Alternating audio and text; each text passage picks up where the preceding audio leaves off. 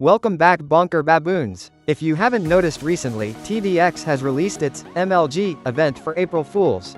Unlike last year's April Fools event, the devs have made the maps much more interesting with even more new, exclusive enemies.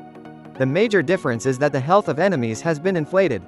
But to compensate, you are given tons of cash each wave to strengthen your defense. Eradicator and General Selgar both reappear in the event, but they are much stronger. The final boss is named the Illuminati, and it is very big and strong. As long as you have around 6 medics, you should be able to effectively deal with its attacks. The real challenge lies in its health, since as it starts to get towards its halfway mark, it will move faster. That being said, you should use long-ranged tower paths at least in the retro roadmap, since the other harder maps aren't that really extensive in area.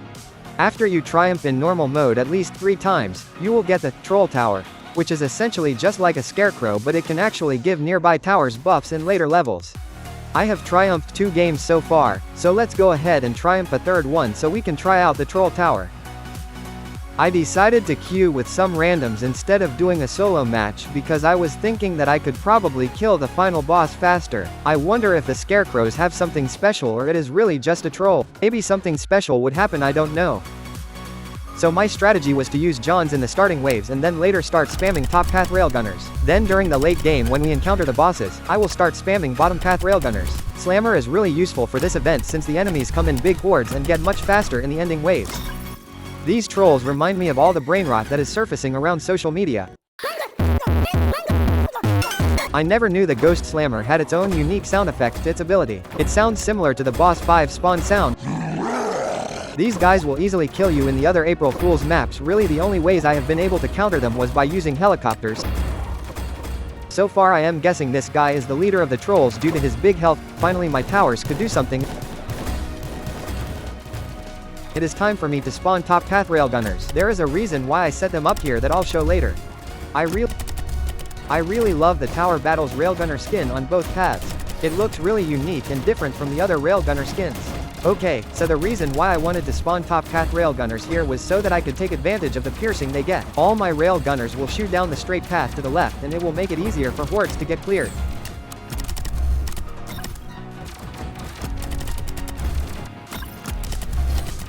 As you can see again, it is nice to see the trolls getting obliterated.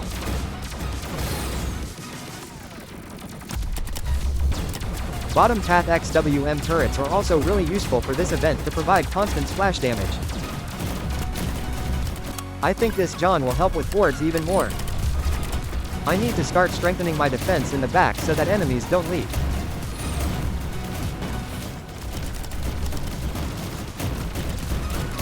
These Snoot dogs were pretty tanky. At this point, I was ready to start placing bottom path railgunners. 11 was enough top path railgunners for the game.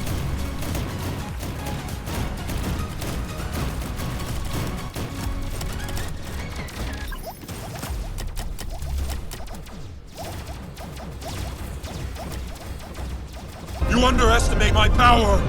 Eradicator got a health buff, but it did almost no damage to our towers. I got some medics in case any tower is about to die. He's already at half health.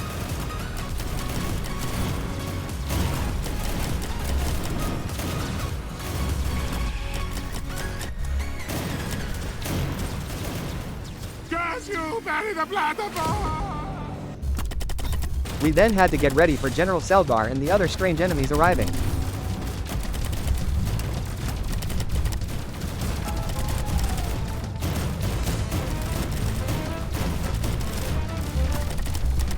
All of the bottom path XWM turrets are just making it wreak havoc on them.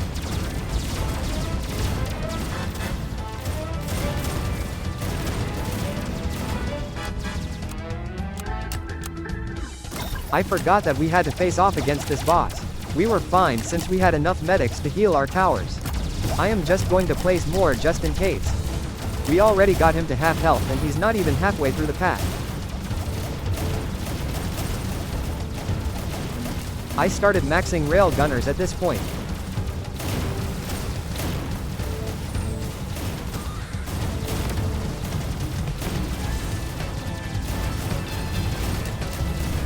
Guessing these are the slaves of the final boss.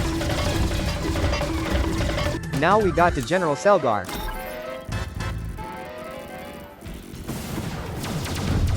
Get over here! I started spamming some more bottom path railgunners in the back. This dude placed a troll tower, but it is doing absolutely nothing. It is not baiting the general.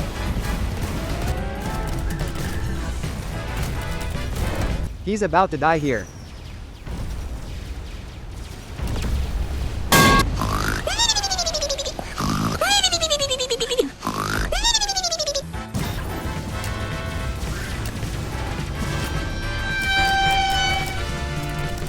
I started replacing my top path railgunners and Johns with bottom path railgunners since there weren't that many flying enemies in the ending waves and there were enough bottom path turrets to deal with hordes.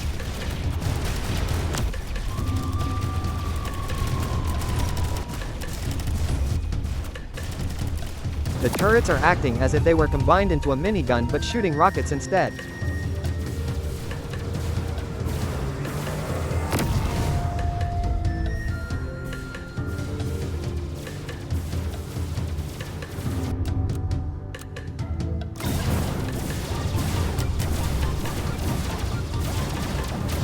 What even is L Ultimate 23's purpose? The hordes in this wave are hard to deal with.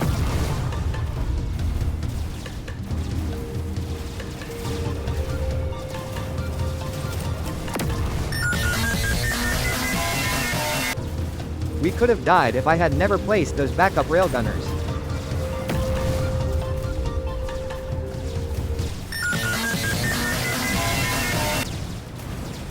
Here it is. The railgunners look so powerful when they all shoot at the same time. It is getting faster now.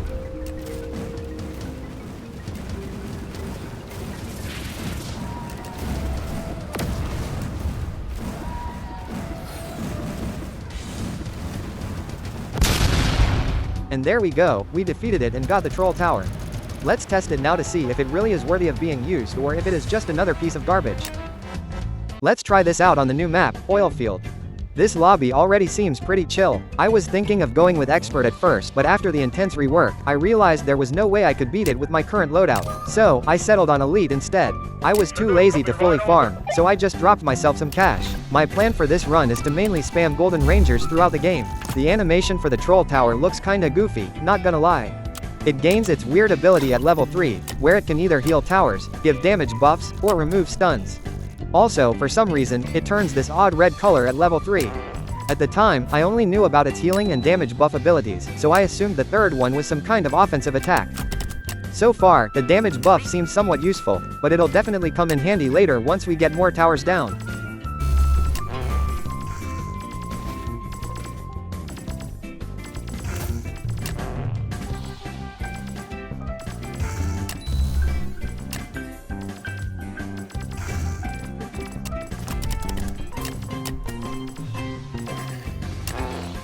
At level 4, its eyes randomly light up red, like a total Sigma male moment. The abilities don't change much, it's just the ability range that increases. I'm placing another troll tower so I can cycle its ability and keep my golden ranger constantly buffed. Slammer is also helping a lot with the zombie hordes coming in.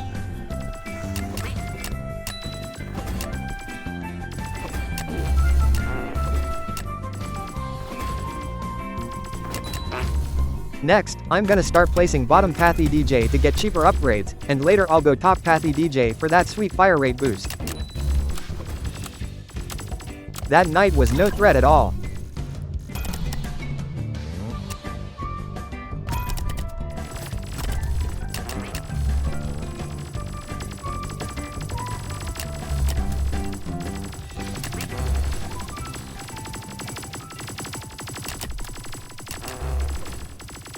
Same with the revived boss too, the golden rangers made it easy peasy.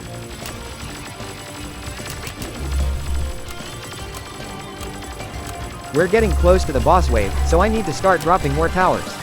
We should be good with 3 troll towers since each effect has a 33.33% chance. If I use all 3 abilities at once, at least one should give the damage buff.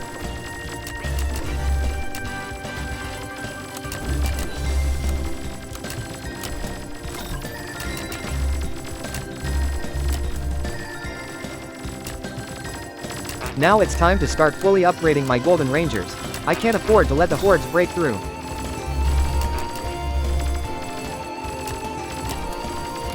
I've always loved the Max Top Path Golden Ranger, especially with this skin. The headless look just makes it better than the others. Looks like a big horde is pushing through, but I think we'll be fine.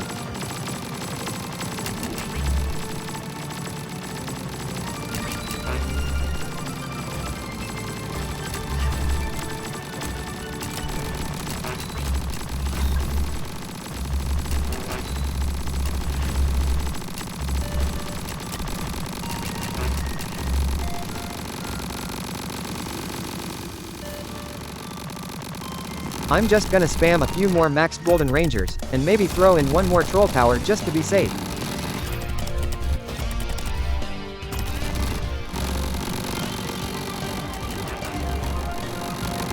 So far, the Golden Rangers are shredding the revived Plague Doctor.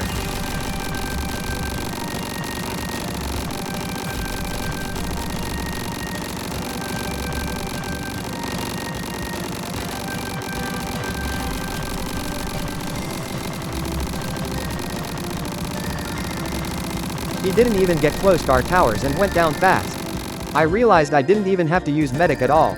Maybe the troll towers kept the rest of the team alive. To wrap things up, I thought this event was pretty fun. It was different from the usual ones where we start with barely any cash. I actually liked how we could have a maxed tower early on. The enemies were also pretty cool to fight, and the maps looked awesome. I didn't show the other two harder maps, but if you check them out, you'll see they're much more unique compared to the standard ones. I might try beating them later. As for the Troll Tower, I think it has potential. I originally thought it'd be just another Scarecrow copy, but with its ability, it's actually usable, especially in large numbers. That said, I wouldn't recommend using it in expert or endless modes. It's better suited for events and casual runs. And that's pretty much it for this update. If you enjoyed the video, leave a like and subscribe to support me in the future. Thanks for watching, and have a nice day, Bonker Baboons.